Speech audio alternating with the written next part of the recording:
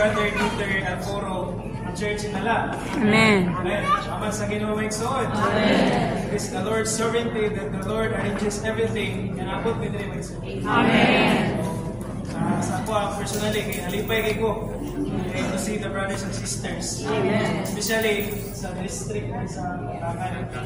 Man, most likely, kay mani medre, kay kanang conferences sa Church and Fellowship, appeal medre, and then especially kato sa SOT.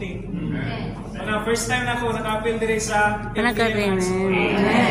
Salamat sa Ginoo. Amen.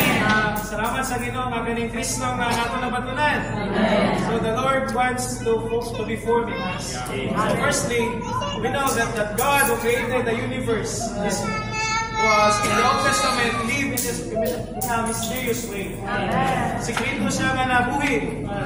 Pero salamat sa bagong tugod. Kaning Diyos nga natago, na-reveal nga ni nato maigsoon.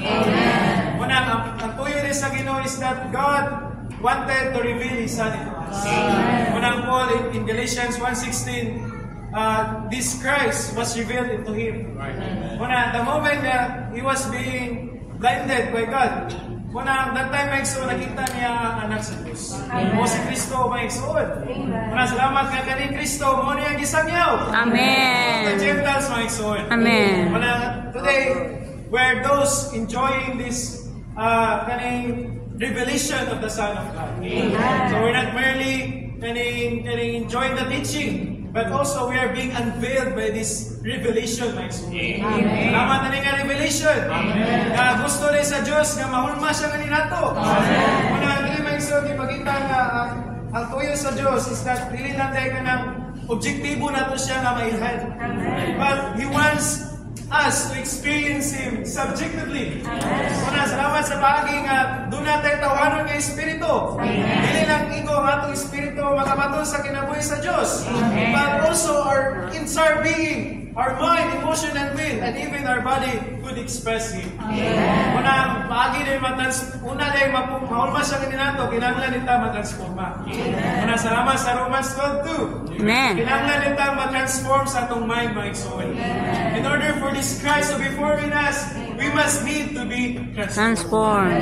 Muna sa 1 Corinthians, sa 1 Corinthians 3:17. Amen.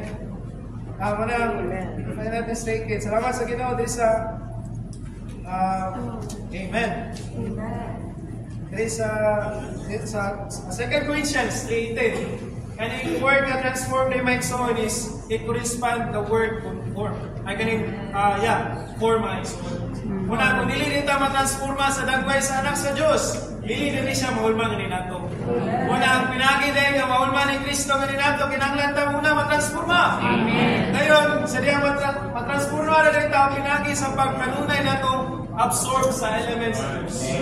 Muna, mo sa Diyos, kaya terminate ang atong open, so that this Christ can be formed in us. Hallelujah!